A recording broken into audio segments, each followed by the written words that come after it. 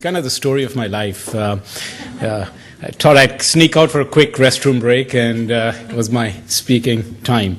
Kind of reminds me of when, I think, for those of you that I'm meeting for the first time today, when we were expecting our first baby, and I found out I'm going to be a dad, and I said, I'm a speaker, I'm going to write out my script, and the first words when I hold the baby in my arms for 9 months, that's going to be my kind of thing. So I practiced that in front of the mirror, and I had it all pretty, everything was perfect. And finally that moment came, and I was in Chicago, and Good Samaritan Hospital, Dr. Aurora, the gynecologist, my wife was going through C-sections, a lot of confusion, things happening very quickly. And finally, baby comes out, it's a baby boy.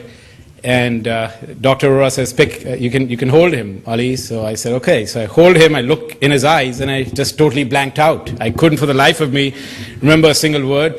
And the only words that came out were, Arshian, I'm your papa, and I'm an expert on HIPAA. He started crying. It's like, put me back in there, think I've got the wrong dad.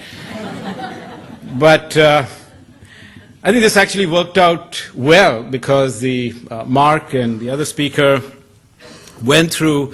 This was first published, I think it was Computer World, one of the magazines, the 42 areas that Piedmont was questioned, and like I think John has said and others have said, there's not been much information that has come out since March, when I believe February, March, when this happened, up until now.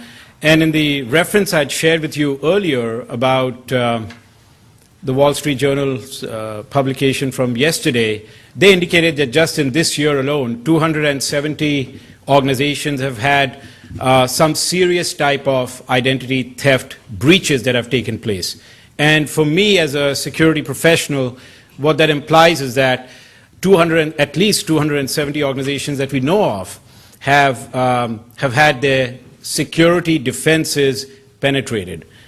So that's something to keep in mind. I've only got a couple of slides to summarize some of the Piedmont-related information that Health and Human Services, CMS, was asking for. And I kind of looked at those very closely to kind of understand what is it, if I were an auditor on the CMS side, what is it that I'd be looking for, and see how I could group it and all of that. And I kind of broke it down into two categories. One, the capabilities. They were looking for what type of capabilities exist to collect information, because if those capabilities don't exist, then you just can't produce that information regardless of the intent. So on the capability side, there are many bullets here. Has the organization conducted risk assessments, analysis? What about violations? Does a sanction policy exist? Many organizations have not actually updated the sanctions policy, which was originally developed by Human Resources and maybe updated at the time of the HIPAA privacy rule to meet the requirements of HIPAA security. And it is number three in terms of implementation specifications in the HIPAA security rule. The ability to record and examine activity in information systems. This is lacking. It's seriously lacking across organizations. Just this year in 2007, I've been to over 100 healthcare organizations consulting on HIPAA and security and all of that. And I see two things. One, they don't have the capabilities, and the very few that do don't have the necessary skill sets or the time to look at all of that information. So that's definitely a challenge. The ability to prevent, detect, contain security violations. A lot of organizations are not even aware that their infrastructure has actually been compromised. And so, like John mentioned earlier at the start of this session, the ability to have intrusion prevention systems, intrusion detection systems is vital. I think healthcare organizations in general, if I were to look at the state of healthcare information system in America in 2007,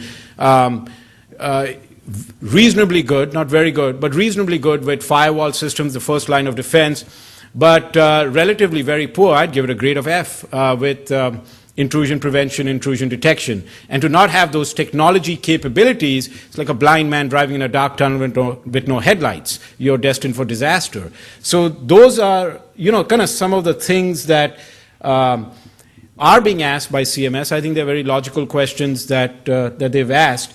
And that should be a checklist, if you will, for your organization to kind of go back and see, talk to your information security officer, or if you are the information security officer, budgets and priorities are always a challenge, but to tie that into that this is a part of the Piedmont CMS audit, and I think that sometimes changes the priority of things inside organizations.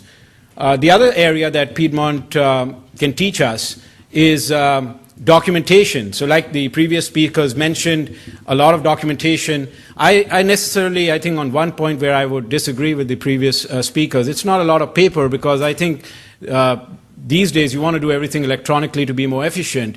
So put it up on your intranet, and I think these policies don't exist just to carry weight. These policies need to translate into communication that's delivered to all employees, all members of the workforce.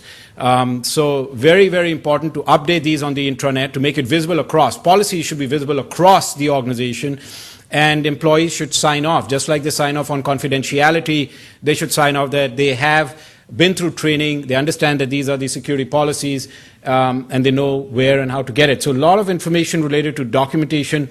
Most of it could be consolidated in one of two things, and I'm beginning to see, especially in the last quarter of '07, we are beginning to see organizations do two things. One is put all of the general information that can be widely disseminated in the intranet, and the second place they're looking for controlling access, role-based access to information that still needs to be electronic, to put it in a SharePoint type of a area where authorized individuals can gain access to that information. So very important, this is a checklist of the items that came out from the Piedmont experience.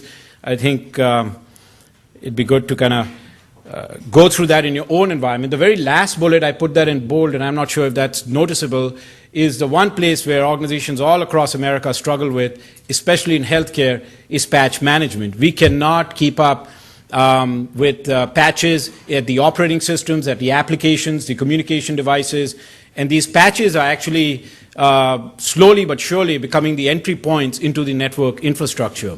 And my experience with vendors has been a little different from the previous speaker. I think there was a question that a gentleman had asked about vendors, McKesson, and it's not just McKesson, but several of the leading vendors still don't get it with respect to HIPAA compliance. I'm surprised that they don't give capabilities in their products even now, December 12th, 2007, to give us the control that we need to decide how to implement capabilities for password controls, for audit capabilities that would meet the requirements of our policy. So my recommendation very strongly is to, at the time you negotiate, because that's the only time you have any degree of influence over these vendors, is to drive that point very hard, because when they hear from us, that's when you're going to see product shifts. But even today, leading vendors in the industry, to the ones that at least I've worked with, are just not meeting the basic requirements that we all need to be in compliance with HIPAA. So very, very important to press that point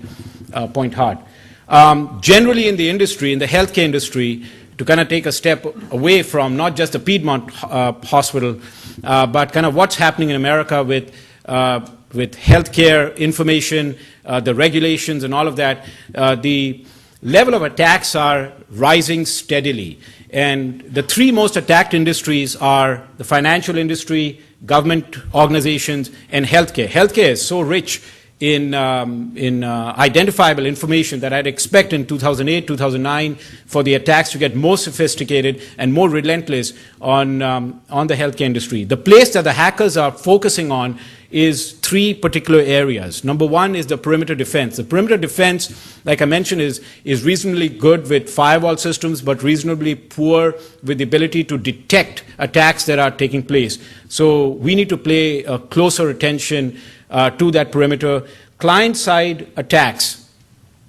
So a mid-size hospital, 400 beds, for example, may have, let's say, 150 servers or whatever, and hundreds of servers, let's just say, and thousands of end systems. Well, those